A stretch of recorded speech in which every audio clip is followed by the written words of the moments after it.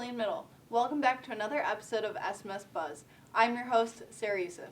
And I'm your host, Deniz Ozil. In today's episode, we'll be looking at the solo and ensemble event and how the yearbook is made. Without further ado, let's get right into the news.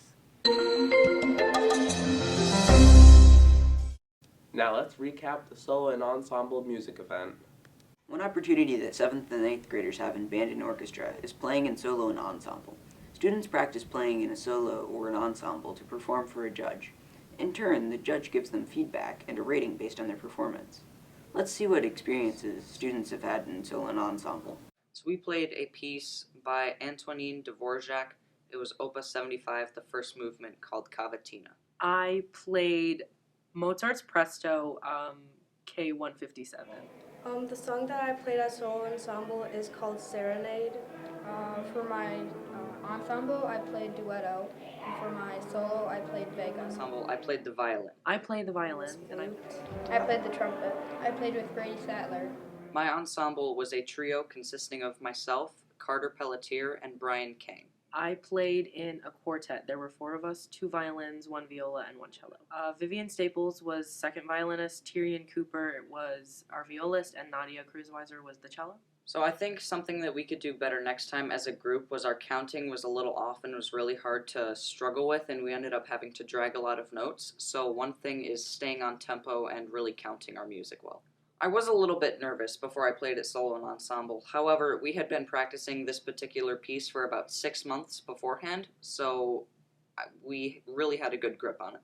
The experience as solo and ensemble was quite interesting because it all happened so fast, yet it felt like a long time. And it was very interesting because we had been practicing this piece for, 6 months, like I had said, and now playing it for a judge and finally getting the score and rating we'd been practicing for, and it was all over in a matter of minutes. Practice more on my individual part for sure. I could definitely improve on that. So I've been doing solo and ensemble. This was my second year, and I definitely was nervous because I felt like I didn't 100% know my part. But when you start playing, you realize, oh, I know this, and so it gets easier, and I was less nervous after that. Well, you see all of these kids and you're hearing everyone practice and everyone's really good. And so it's definitely nerve-wracking. I think it's exciting though. You see everyone's really good and everyone's like playing and you're seeing all of these really good scores and you hope you get a good one. So I say the atmosphere's, it feels like a buzzy energy, if that makes sense. Ensemble, I think I could play a little bit louder based on the advice that my judge gave me. I was a little bit nervous before I played at solo ensemble from the judge. For solo ensemble, you would go to a practice room before they called you in for judging, and you would come into a room and there would be one judge and chairs so your friends and family could sit, and you would play your piece for the judge. I think that I could be more on key and make sure I can make it more fluent. It was cool. We went there and we practiced and played, and that was it. I am definitely planning to do solo and ensemble at the high school next year. Yes, I hope to play solo and ensemble next year. I am planning to do solo ensemble next year. I am planning to do solo ensemble next year.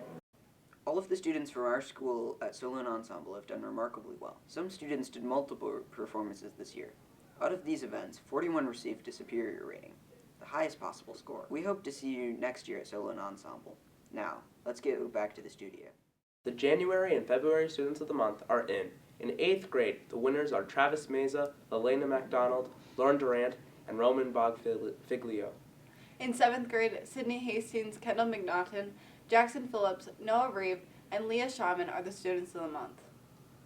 Noah Heaton, Tate Woodman, Carmen Cunningham, Camden Mahler, Ollie Stagger, and Andrew Winters are the 6th grade student of the month. The science fair was hosted last week. The top 5 8th grade winners are Sarah Yousif, Megan Clauser, Lola O'Connor, Norma McGillicuddy, and Hyacinth Held. In 7th grade, Ethan Herzog, Abby Roth, Grace Rogg, Selena Lynn, and Sadie Walton are the winners. Michael Miller, Annika Diz, Sarah Corrigan, Taylor Seaman, Jake Brookhuizen, and Graham Melton are winners for 6th grade. Every year, the yearbook is released by Multimedia 2 class. But how is it made? Let's find out in this next segment. In the Multimedia 2 elective, students have the opportunity to make the yearbook, a book that showcases all of the things that have happened during the school year. Let's take a look at how such a high-quality book is made and some experiences that people have had making it. The first step to making a yearbook is getting ideas for a theme. A yearbook needs to have a common look so that the final product doesn't look chaotic. This year's theme has a uniform front, graphics, and colors that weave it all together. Secondly, a yearbook needs photos. Students go all over the school to capture different events and experiences to put in the yearbook. Then we pick the best photos to print the yearbook. Next, we need design spreads. A spread is a layout of 2 pages side by side. Graphics and photos are arranged on the spread like a collage. Then we interview the people who were showcased in the photos to provide context on what is happening in the photos. Together, all of these things make a spread. Following the spread design, students design sidebars to go on the corner of the spread. Sidebars showcase a specific idea that dives deeper into the topic of the spread. Lastly, editors proofread and look over the final spreads in order to make sure that there aren't any little errors or mistakes in the spreads. Once everything is perfect, we send them off to the publishing company so they can be printed and bound into a book. Now let's look at some of the experiences that the yearbook staff have had. My role in the yearbook staff is I just make sure everybody's work is good and the best it can be, and just make sure there aren't any typos or the layout is just good. My favorite part about making the yearbook is just creating something that other people can enjoy. So some challenges that I overcame were really just figuring out ideas for what the layout was going to look like, and just the overall theme. Just figuring out ideas was a big challenge.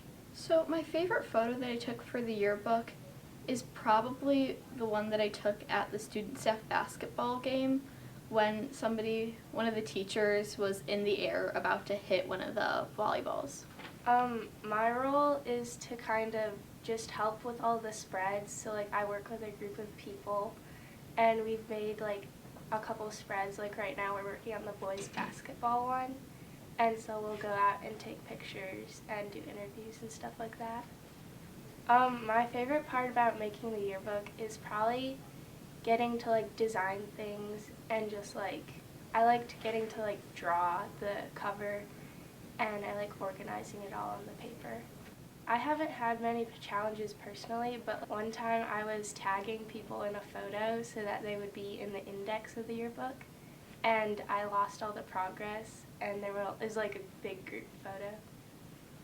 I haven't taken many photos, but I think I took a good one at the student staff volleyball game the other day. When I was thinking about the cover design for the yearbook, there's like posters around the school with hexagons, and then I just kind of like used our school colors. So to get the inspiration, I kind of like looked at what my friends were doing and kind of incorporated what I liked to do. So like I'm like lettering, so I incorporated some of that into it. This year's Multimedia Yearbook staff is hoping to win their 4th straight Spartan Award. This is the highest honor a yearbook can achieve from the Michigan Interscholastic Press Association. We hope you enjoyed a behind-the-scenes look at the yearbook, and that you can have it in your hands in June when we reflect on the 2019-2020 school year. Hopefully that answers some of your questions. Stay tuned for a similar segment with the SMS Buzz crew. Well, that's all the time we have for today. Thanks for joining us for the SMS Buzz. Signing off, I'm Sarah Yousif. And I'm Deniz Ozil. Join us next time where we'll be covering more news. Stay classy, Celine!